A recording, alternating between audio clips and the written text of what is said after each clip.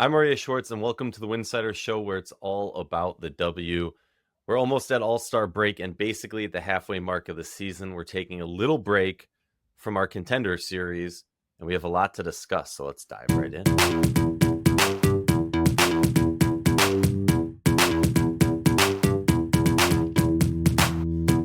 Before we get into today's show, just a quick reminder, Winsidr is a fully independent WNBA news site, and everything we do is supported by listeners like you. If you enjoy what we're doing here, you can keep it going by joining our Patreon at patreon.com/Winsidr. That's patreon.com/Winsidr. With pricing levels for everyone, you're directly supporting the work we put into covering the W year-round.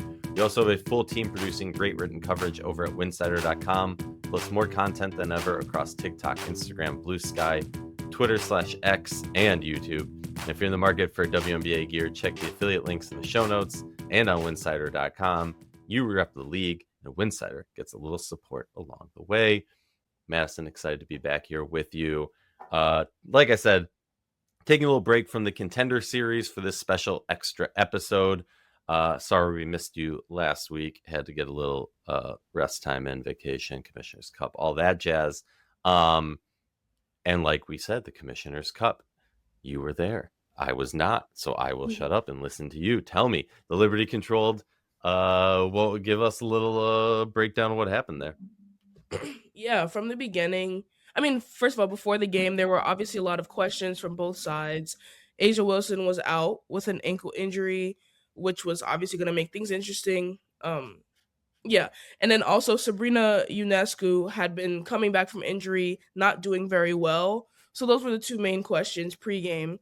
But Sabrina Ionescu clearly was tired of all the talk about her not coming back well because I think she scored the first 5 points of the game and she was just hot for the rest of the game. Um, yeah, and then she was like the first. I think she scored 17 points the first half, and then Stewie took over the second half, obviously on both ends of the floor. Yeah, the first half was very heavily skewed towards the Liberty, but then by the fourth quarters, the Aces started to chip away, and suddenly it was tied. Suddenly the Aces took like a 2-point lead, which was their first lead of the game, I think, in like the fourth quarter. The Liberty did manage to pull it off, as I'm sure everyone knows. Stewie MVP. I mean, yeah, it was a great game, great environment. It definitely showed that the Aces are capable of competing without Asia. Obviously, not like anything long term, but against the Liberty, like that was a pretty impressive showing, I think.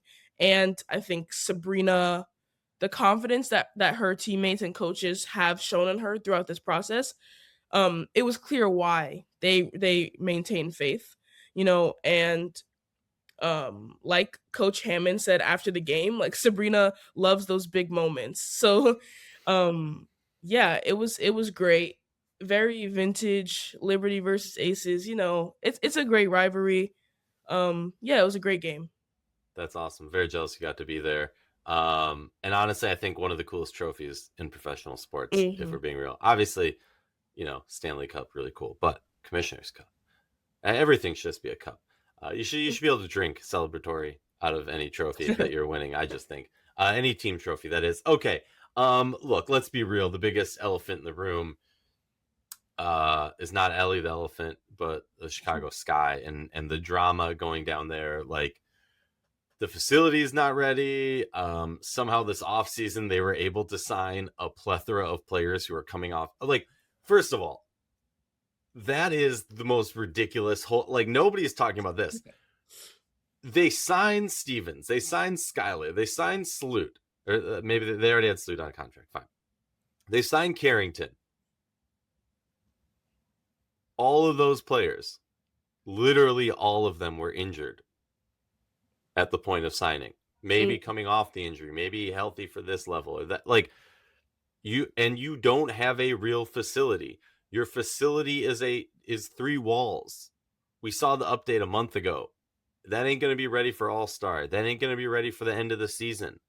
Maybe next year. What were these players thinking when they signed there? Were the offers for these other teams so bad that they chose to go here? Were you so delusional that you thought this roster was actually going to compete for a championship?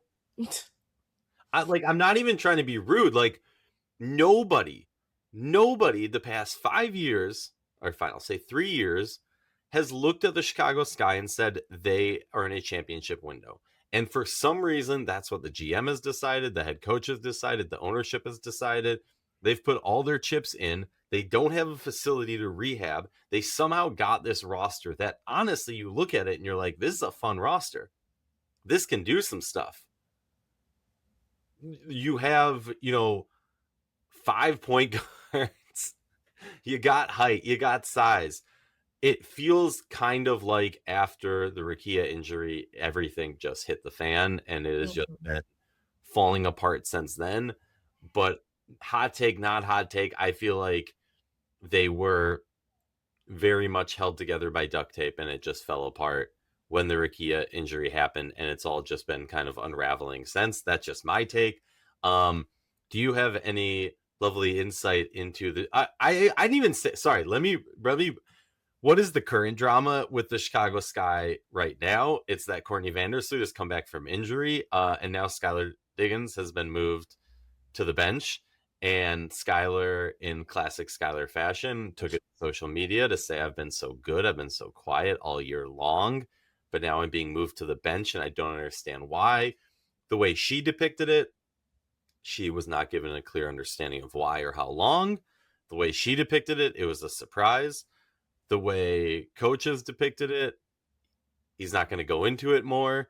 The Courtney Vandersloot quotes of how this roster is going to work when she comes back healthy are resurfacing, and they're hilarious because it was like, Skylar's a great shot creator and scorer, and we need that. And when I come back, we can play together, or like we can both be useful for this roster. Like at the time, people read it as they're going to be on the court at the same time.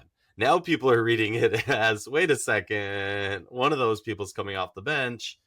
All right, sorry. What are your Chicago Sky thoughts? Yeah, I mean, not much. It's just a mess. Yeah, I mean, I do feel bad because I do think Rakia Jackson was playing very well to start the season, and I do think the season would look a bit different if she was there. But like you said, like the issue started at the top, and no player can fix that. The facilities, like you said, I mean, yeah, that's a mess. And like we talked about, um, health is important and facilities play a part in health. So, I mean, it's all tied together. Also, I'm so confused on why they would even take a risk signing Skylar knowing that they don't have everything together, because I feel like that she would be the one to call it out publicly. So if I feel like if you know that your team isn't ready to accommodate someone like her, then don't sign her. I guess they thought that they were. They thought that they would be able to keep her. Did you see that quote? I forget if it was from the GM or from coach that was like, Yes. That was like, I wouldn't want Skylar on my team if I didn't think we were gonna win, because like then she's gonna be mad at me the whole time. And it's like, and you see this? Like you see, all right, sorry, yeah. Yeah, no, exactly. I don't understand. I do think, yeah, there's definitely a different inside perception versus what we're all seeing of like what this team is here to do in the next few seasons. So yeah, I mean, it's a mess. I don't really know. It's a mess. I hope they figure it out. But I mean, yeah, Skylar on the coming off the bench will be interesting. I just like that's just clearly not what she signed there for. So I think it'll be interesting to see how it works. Oh yes, it will. We'll get into that in a moment. Okay, real quick, we're at the halfway point of the season. Essentially, who's your favorite? Who's the real favorite to win it all? You're on the hot seat. I mean, I'm gonna have to go with the Aces. I mean, pretty easy, pretty cop out answer. I mean, yeah, they have Asia Wilson. There's not much else to say there. Um, Obviously there are some obviously if they happen to meet up with the Liberty before the final, then that could get shaken up because we know that the Liberty kind of have this knack for beating the Aces. I think they're like 8-2 in their last 10 matchups. So if they were to meet up in like the first round, like that could be interesting, right? But I don't think that's gonna happen seeding wise anyway. So yeah, I'm gonna have to go with the Aces. Yeah, for me it's Aces. You got a healthy Asia Wilson in this roster. There's no question. I don't care who your coach is or anything like that. If Asia's not healthy, if Asia's not playing the majority of their playoff series games, completely different story. And I think it's anyone's race. You can be talking about New York, you can talk about Minnesota, Golden State. I got questions, but hey, why not? Dallas, cool. And we'll talk about another team that, we considered talking about in the contender series, but with their recent play, I think they've been knocked out. Okay. Biggest surprise team for you this season so far. I'll start off and I'll say, for like surprise in a positive way, you can go Minnesota. Surprise in a most shocking way when you think about it, for me, LA with the worst defense in the history of the WNBA is completely shocking. Surprise in the sense of like, this is disappointing, they haven't wowed me at all, is going to have to be the Fever. Not because they're playing so horribly. They're sitting at 12-8. They're in like the 6th seed. They're just 2 games out of first place, or 2.5 games out of first place. Not that crazy. But I just haven't at any point been like, wow, they look that good that I would ever consider them in that top range of teams. For you, kind of, and obviously we could talk about, there's a variety of other ways you could go on this. I'm curious, biggest surprise in a good way or bad way in your mind? Yeah, I mean, there are a lot of surprises. Like Phoenix has been surprising. A lot of things. I think the Valkyries are pretty surprising. Yeah, they've been great. They're sitting at third, I believe. I think the season sweep of the Dream, like that, definitely surprised me. That was a really bright spot. Like three in a row in like a week's time. That's very impressive. I think obviously adding Gabby Williams, your expectations do go up a bit, but I do think they have been exceeding expectations very vastly, I would say. I do think, like you said, there are questions about their big play. There are a lot of questions, but I do think they have been a very pleasant surprise. Um, I could see them making a decent run in the playoffs. I don't think that they're contenders just yet, but they definitely made some strides over the past year. And then, yeah, like you said, the Fever have been kind of underwhelming for a few reasons. I don't know. I mean, yeah, there's a lot of surprises. I definitely, if you would have made me, I mean, we did the preseason rankings and they were very different than what's happening right now. No, totally. The Fever are interesting, and I'm like forgetting if we're gonna get into this in a little bit, but like the Fever are interesting for me because like it's like, look, I'm not gonna touch with a 10-foot pole any of all that drama. There is so much always surrounding that team, and as I said before, and I don't know if it was with you or somebody else in the episode, like when that becomes the attention and you're not talking about the game, that says a lot for me as a person who is focused on the game. When I never see an article about the Fever's actual basketball, first of all, I think that's a problem on the media side, which we can get into for whatever. But like, it also says a lot about what is happening in that basketball, in those games. And this can be a huge positive for them that nobody's talking about the huge issues that they have on the basketball court. It can be a huge negative for them that no one's talking about it. No one's calling it out. They're not getting that better. That maybe they are, maybe they aren't. At the end of the day, like this team they're sitting in 6th place at 12-8. They have Aaliyah Boston, who's playing great, all-star starter. They have Caitlin Clark, who has been injured, and if I'm going to be real, has not been playing her best basketball. I say that knowing that I've then gone and looked at her stats and been wide-eyed surprised at her numbers being as good as they are, because when I'm watching, I'm not seeing that. But statistically, she's putting it up there, so great for her. Defense has been atrocious, though. You also have Kelsey Mitchell, who's doing great stuff. You have more depth on this roster. This team is struggling to get it. There's problems. There's issues. But on the other hand, I'm kind of like, if this is like how bad it is with this poop storm that's going on, if this is the low of your season, like this is the point where you got to decide. You're about halfway through the season. You're sitting at 12-8, right? Are you going to make that charge forward? And I'm not just talking about Fever at this point either. I'm talking about Atlanta. I'm talking about the Tempo. I'm talking about the Mercury, who have, I will say, of recent have been they're on a 3-game win streak, showing a lot more of that fight, a lot more of that focus. LA, are you going to sit there and let the first half of your season define you, or are you going to get it together and charge forward? And like, there's a lot of teams that I'm looking at right now that I'm like, what are you doing at this? What, like, we'll get into that. All right. All-Star snubs. I put it out to social media. I asked people, I said, here, can I tell you something? And after I said all those positives, I don't know, some people find it positive, some people find it negative, what I said about the Fever there. Whatever. After I said all that stuff, I'm just going to say, like, I love you, Ryan Howard. I know you're getting all the attention as the biggest all-star snub. For me, the biggest all-star offense is that the Fever have 3 players as start. I totally understand it's a fan voting thing, and we can get into whether we believe fan voting should be 50% and all that jazz and whatever and blah, blah, blah. I don't think so. I think it should be media, fan, players. I think it should be all split even, because I understand the importance of fandom. I understand the importance of media.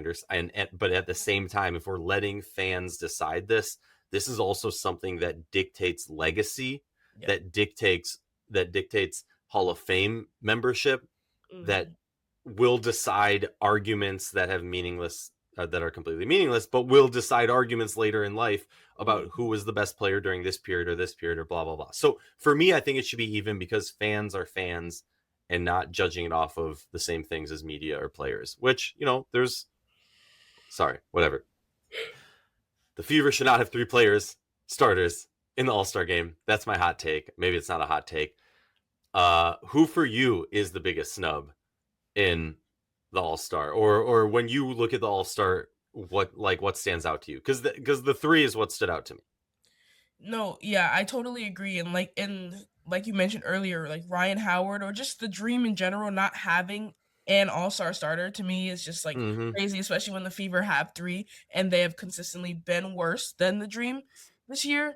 And then like I agree with like the fan, like the split of the voting, because when you see players vote like Ryan Howard is number 2, like she should be an all-star starter, right? Because they're the ones playing against her. Like obviously, also like fandom. I feel like fandom is skewed towards offense in general, because offense is more exciting to watch, right? You see by the fan votes, like defense clearly isn't a priority, which is fine, because it is more fun to watch, the shots or whatever. But especially in the All-Star game. Right. But Ryan Howard has been a great two-way player. And I definitely think she should be an all-star starter. Now, luckily, like when it comes to the legacy and stuff, like doesn't matter if you're a starter, and she definitely will be an all-star, like I'm assuming. So luckily she'll be fine. But I think, just the Dream having no all-star starters to me was a little ridiculous. And like I don't think that all-stars should be that tied to team record, but at the same time, like the all-stars are supposed to be the best players at this point in the season. The best players carry their teams to better records. That's just like how it works. Like if the Fever had 3 all-star starter level players, they probably would be a little better than 12-8, at least at this point in the season. So that was the difference to me. Well, exactly. Like if you have 3 players that are deservingly all-star starters, you would not be sitting in 6th place. Typically, historically, all-star starters, when you look at these teams, like, Vegas had 3 or 4, New York had 3 or 4, Minnesota or LA, when they were that amazing team that was playing that good. I wouldn't be angry if they had 2. I'd be like, oh, okay, fine. But 3 is just absurd. I'm sorry. Shout out to Ryan Howard. Ryan Howard, just run over those stats real quick. 18.9 points a game, 3.8 rebounds, 3.2 assists, 2.5 steals per game, 87.8 from the free throw line, 36.8 from the 3-point line, shooting north of 40%, from the field and just 1.4 turnovers, which is, keep in mind, I mean, every stat of hers essentially, for the most part, is topping off her careers. Obviously, she's rebounding a little less because you got the one of the greatest rebounders in league history on your team now. Her turnovers are down, her blocks are up, the steals are up, 3-point percentage is up, free throw percentage is up, field goal percentage is up. Now, I understand those aren't things that matter for these types of awards. But yeah, I just think players are biased in their own way. Yes, they're playing against them. They also have beefs and personal issues with players and things like that. So like votes are going to be skewed on that. Yeah. And that's why, but in the same sense of like, and please don't take offense to this, but like New York is a giant place with a giant fan base. So New York fans are going to have a larger fan base of voters than, let's say, I'm trying to think of like a good small Connecticut, right? Like a Connecticut fan base, just numbers wise, does not have enough people. So yeah. All right, cool. All right. For you, just pick one. You don't have to go in crazy, but of Minnesota, New York, and Vegas, the three teams we have done our contender series on, with the Vegas episode coming out later after this one, who has the biggest weakness? Who do you think has the biggest struggle towards winning it all? I'll go first because I'll give you a little. I didn't put this in your mind.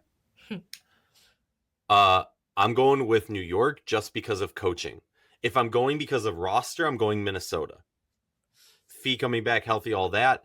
I just have more faith in a playoff series in Becky or Cheryl. What do you think? Who's got the biggest weakness? Yeah, I was also gonna go with New York. I think, like, obviously they've been up and down this season. That's injuries, whatever. They can't really control that. But in a lot of those games, they also haven't been doing the best job of controlling the controllables. Like, there's been a known like effort problem which keeps coming up whenever they lose, like when they lost against Seattle and LA. And they have a really tough schedule going along, and like that type of effort obviously isn't going to win games against Minnesota, against Dallas, against whoever. I also just think, like you said, coaching, the lineups, there's been a lot of things that just have been a bit questionable. And I also think we talked about this in the previous episode, just like for example, Jonquel Jones, we talked a lot about how she likes to stick around the 3-point line and doesn't like to go into the paint, which I do think is a problem and will present itself as a problem, especially when Fee comes back, like against Asia Wilson, against these big teams. But then when you talk about coaching, it's kind of reinforced because before the Commissioner's Cup game, like the coach said that he sees Jonquel Jones as a big guard more than anything else, which I don't think should be the message. Like, yes, she's capable of playing like that, but that shouldn't be what we're doing, right? I do think obviously they also have a really high ceiling. Like they have Satu Sabli coming back. Sabrina Ionescu hasn't played her best basketball yet. I hope so. I do think the Commissioner's Cup was close to it. So yeah, I would say New York just because of some like not roster, and obviously when they're playing their best, they look amazing, but I do think their lows have been pretty low, and also low for reasons that they should be able to control at this point. No, I'm totally with you. Okay, real quick, so we're running out of time. Trade deadline. If you're a GM, put your GM cap on. What players are you calling about? So you're of a fantasy team, right? So it's anybody. If I'm GM, I'm calling about Skylar. I know, fine, whatever. I put this to social media. A lot of people were saying Cam Brink. And I think the obvious one, there's someone in New York. I'll let you take that one. I'm also like, for me as GM, I wouldn't do this, but I feel like it has to be the conversation of Aryeh. That's a lot of money, and it's a lot of hard to make that return. But yeah, those are the three players. There's obviously one player in New York that's been getting a lot of chatter. That I feel like if you're not doing your due diligence of a GM, if you don't call about her, who am I talking about? Yeah, Benijah Laney Hamilton. I mean, yeah, she's got 2 DNPs, coach's decision in a row. she doesn't seem to be, it doesn't seem to be like a mutual decision, obviously. Like, she seems pretty upset. It doesn't seem like she knew that she was going to be benched before the games. So there's a lot of things going on with that situation. I think, yeah, a lot of teams could benefit from her. She hasn't been playing her best. She's coming from injury, but she was integral in that 2024 championship squad for the Liberty. Great defender, and she can produce offensively in a smaller role as well. So yeah, I definitely could see a few teams calling about her. I agree with Skylar. I do think a lot of teams could benefit from her starting. Cause I mean, clearly she doesn't want to be on the bench, and I do think there are a lot of teams that have a starting spot for her. And like you said with Cameron Brink, yeah, I mean, at this point, you could probably call for anyone in LA, and there's a high chance that you could get away with some highway robbery there without having to give up much. So, I mean, yeah, why not at least try? Yeah. Or Chicago. Why not? Yeah. They got it. All right, last thing before we run, going to the last stretch before All-Star break, which of these three teams do you think can prove the most or make the most out of this little stretch? Atlanta, DC, or Indy?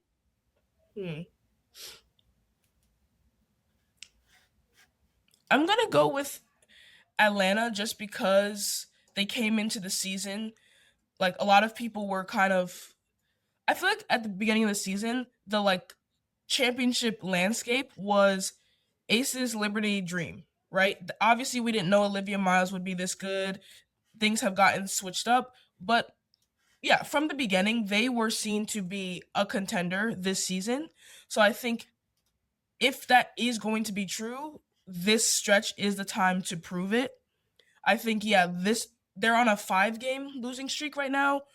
3 of those came against the Valkyries, which are a great team, but I do think the Dream should have been able to take one against those if they do want to be in that contending spot. But I think obviously they can't go back. But I do think in this new stretch, this would be the time to really separate themselves and put themselves back in that contender conversation. Because I think they've fallen out of it a bit now. Like you said, we're kind of back to the classic 3: New York, Minnesota, Vegas. So yeah, they have a chance to get into that 4th spot, but we'll see. Yeah, no, I'm completely with you. I mean, I'm looking at the rosters because the Dream obviously on this losing skid. They got the Storm coming up, the Fire, the Sparks, then the Tempo, then the Sky before they have the All-Star break, and then for the Fever, the other team that I'm kind of looking at, they have the Sparks, the Mercury, the Aces, the Valkyries, the Storm, the Liberty, and the Sun. That is a tough lineup. So, but we're going to learn. I mean, look, going up against the Mercury on their little win streak and they're trying to prove it, going up against the Aces with or without, they just beat the Aces. The Aces are going to fire back next game. The Valkyrie, that's a huge one. Then the Liberty again. We are going to learn a lot about both these teams. I think for Atlanta, they just kind of need to right the ship.